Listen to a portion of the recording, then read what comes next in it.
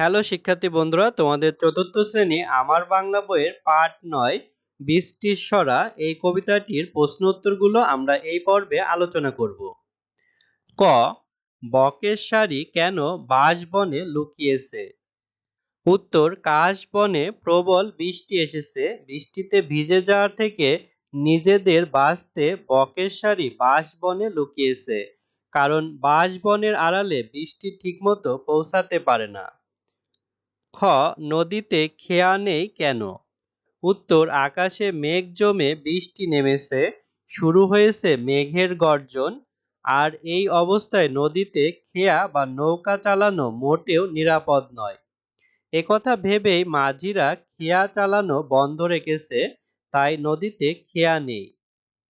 গ, কি কি পড়ে বোঝা যায় ছড়াটি বর্ষা ঋতু নিয়ে লেখা? এই ছড়াটির প্রাকৃতিক বর্ণনাগুলো পড়লেই বোঝা যায় এটি বর্ষা ঋতু নিয়ে লেখা। কাশবন ও ঘাসবনে বৃষ্টি নেমেছে, সেই বৃষ্টির ঝাপটা থেকে বাঁচতে বকের শাড়ির বাঁশবনে লুকিয়েছে। এছাড়া আকাশে কালো মেঘের ঘনঘটা ও দেয়া ডাকা বর্ষারই রূপ।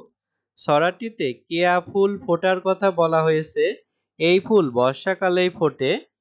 এসব পড়ে বোঝা যায় যে ছড়াটি বর্ষা ঋতু নিয়েই লেখা। ঘ, রাখাল ছেলে মেঘ দেখে দাঁড়িয়ে যায় কেন? উত্তর, মেঘলা আকাশের সৌন্দর্য এবং বৃষ্টির রূপ দেখে রাখাল ছেলে মুগ্ধ হয়ে যায়, যার ফলে সে তার গন্তব্যের কথা ভুলে গিয়ে দাঁড়িয়ে পড়ে।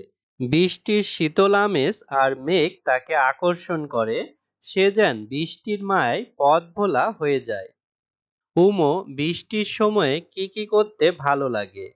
উত্তর, বৃষ্টির সময় প্রকৃতি এক অপরূপ রূপ ধারণ করে, যা দেখতে আমার খুব ভালো লাগে।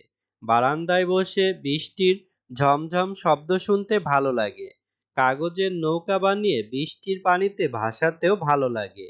বৃষ্টির সময় আমার সবথেকে বেশি ভালো লাগে গল্পের বই পড়তে।